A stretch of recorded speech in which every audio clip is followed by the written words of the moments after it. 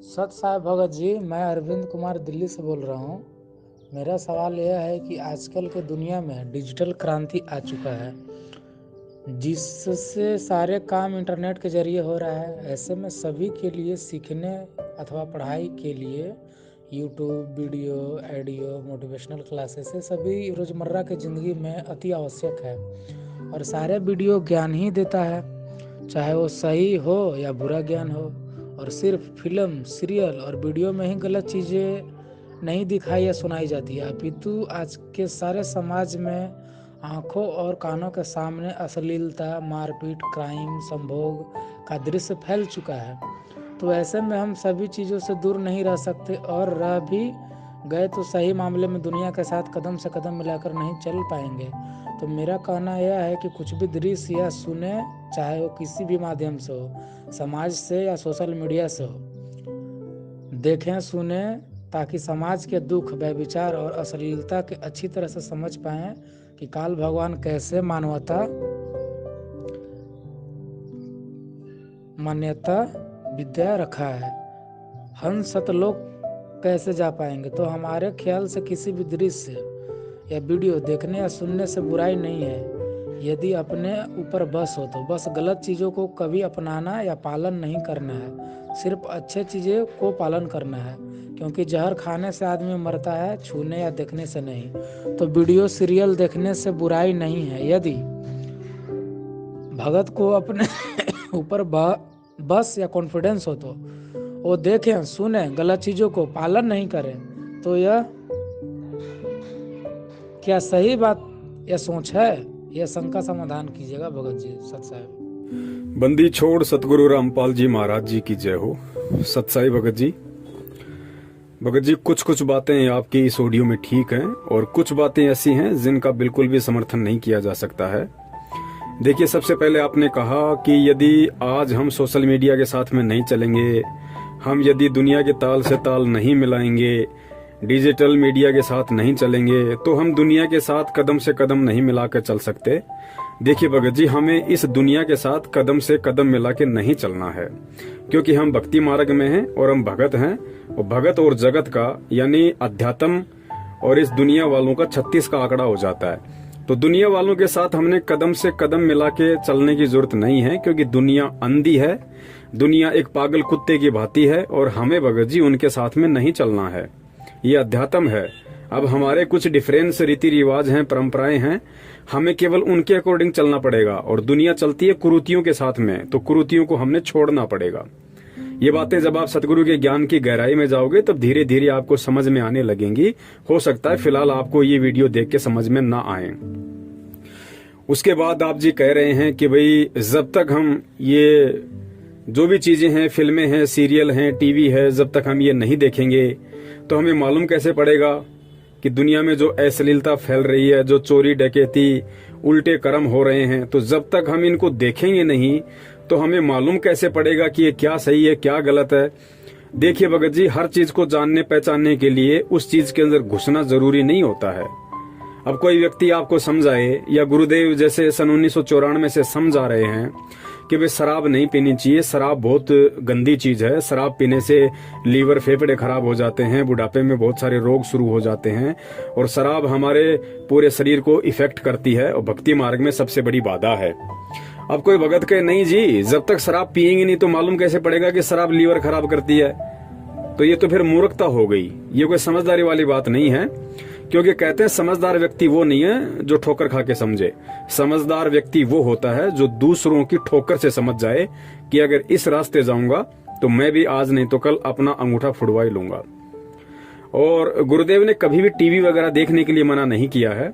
सतनाम लेने के बाद में जो 34 नियम दिए जाते हैं उनमें परमात्मा ने मना कर रखा है कि भाई हमने ये फिल्में, सीरियल वगैरह ये नहीं देखना है, क्रिकेट मैच वगैरह नहीं देखने हैं। परमात्मा ने टीवी देखने से मना नहीं किया भगत जी, क्योंकि खुद परमात्मा का सत्संग टीवी में आता है। तो परमात्मा टीवी देखने से कैसे मना कर देंगे। और टीवी कोई बड़ी चीज थोड़ी है, मोबाइल भी तो एक टीवी है, मोबाइल तो टीवी से भी एडवांस है। तो टीवी से खतरनाक चीज तो मोबाइल है। जब परमात्मा मोबाइल देखने के लिए मना नहीं कर रहे तो टीवी के लिए कैसे मना कर देंगे। लेकिन भगत जी, इन चीजों को हमने समझना पड़ेगा। चाहे टीवी हो चाहे मोबाइल हो, हमने इनमें केवल उन्हीं चीजों को देखना है जो चीजें हमें कोई शिक्षा दें, और वो भी कौन सी? भक्ति मार्ग की। और भक्ति मार्ग की शिक्षा, चाहे टीवी हो चाहे मोबाइल हो, अगर इनमें कोई ऐसा वीडियो ऑडियो है जो हमें शिक्षा दे सकता है तो वो केवल सतगुरुदेव जी का सत्संग है। सतगुरुदेव जी के अनमोल प्रवचनों के अलावा ना कोई ऐसा टीवी सीरियल है, ना महाभारत है, ना रामायण है, ना अन्य कोई किसी प्रकार का धारावाहिक है, ना कोई फिल्म ऐसी है जो हमें शिक्षा दे सके। क्योंकि परमेश्वर ने हमें इस पूरी दुनिया का सार निकाल के सत्संगों में सुना दिया, दे दिया। तो टीवी में देखो चाहे मोबाइल में देखो, अगर कुछ समझना है वास्तव में, हमें देश दुनिया को समझना है, अपने आप को समझना है, अपने परिवार रिश्तेदारों को समझना है, भगवान या भक्ति को समझना है, तो उसके लिए हमने परमात्मा के सत्संगों को समझना पड़ेगा। सत्संगों को चाहे आप टीवी में देखो, आप चाहे मोबाइल में देखो, कोई हर्ज नहीं है। और परमात्मा ये मना इसलिए करते हैं क्योंकि चाहे कोई फिल्म हो चाहे कोई सीरियल हो, भगत जी आज 99% इनके अंदर अश्लीलता, फूहड़ता, गंदापन यही भरा पड़ा है। और 1-2% यदि कोई ऐसी फिल्में या धारावाहिक हैं जिनमें अश्लीलता और फूहड़ता नहीं है, तो भी उनको देखने से कोई फायदा नहीं है, क्योंकि उनमें वही घिसी पिटी कहानियां, वही काल्पनिक बातें, जोड़ तोड़ करके बनाई गई बातें, तो उन चीजों का कोई महत्व नहीं है। वो चाहे कितना अच्छा सीरियल हो, चाहे वो भारतीय संस्कृति के ऊपर हो, चाहे उसमें बेटा अपने बाप के पैर छूता हो या औरत पूरे कपड़ों में रहती हो, मतलब उस टीवी सीरियल में चाहे कितने ही अच्छे अच्छे संस्कार दिए जा रहे हों, वो भी हमने नहीं देखना है। क्यों नहीं देखना है? क्योंकि वो केवल दिखाने तक सीमित हैं।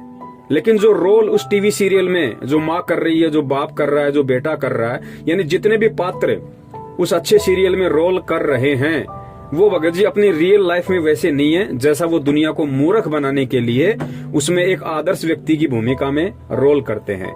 तो फिर गुरुदेव की वाणी है कि करनी तज कथनी कथ है, अज्ञानी दिन रात और कुत्ते ज्यों भौंकत फिरे, सुनी सुनाई बात। जो व्यक्ति वास्तविक जीवन में शराब पीता है, मांस खाता है, और वो रामायण में राम का किरदार कर रहा है, श्री कृष्ण जी के सीरियल में श्री कृष्ण जी का या सुदामा जी का चरित्र कर रहा है, रोल कर रहा है, तो उस व्यक्ति के द्वारा किया गया वो रोल समाज को प्रभावित नहीं कर सकता, वो लोगों के दिलों में जगह नहीं बना सकता, वो देश दुनिया को नहीं बदल सकता। क्यों नहीं बदल सकता? क्योंकि खुद वास्तविक जिंदगी में वो व्यक्ति वैसा नहीं है जैसा वो रोल कर रहा है। तो जो व्यक्ति जैसा नहीं है, जैसा वो रोल कर रहा है, तो उसके द्वारा किए गए रोल से सामने वाले पे कोई असर नहीं पड़ेगा। ये बात गुरुदेव ने अध्यात्म में समझाई हमें, क्योंकि उसके शब्दों का कोई असर नहीं होगा, क्योंकि वो करनी तज के खाली कथनी कथ रहा है, वो अज्ञानी की श्रेणी में है और वो कुत्ते की तरह काम कर रहा है। कुत्ते ज्यों भौंकत फिरे, सुनी सुनाई बात।